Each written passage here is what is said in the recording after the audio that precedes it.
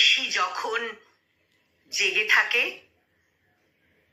তখন সেটাকে শত্রু ভেবে নয়, সঙ্গী ভাবুন। ঘুম না এলেই বা কি? পৃথিবীর সবচেয়ে নিঃশব্দ কিছু সৃষ্টি হয়েছে নির্ঘুম রাতেই। সবাই ঘুমায়, এটাই তো স্বাভাবিক। আপনি জেগে আছেন, এটাও তো এক আশীর্বাদ।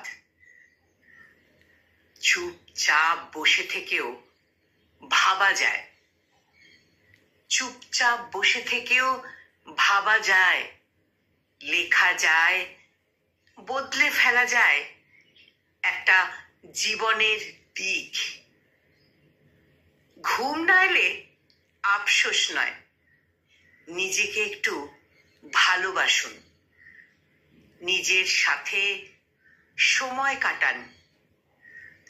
রাতটাও আপন হতে চায়, শুধু আপনি হয়তো তাকে বুঝতে শেখেননি।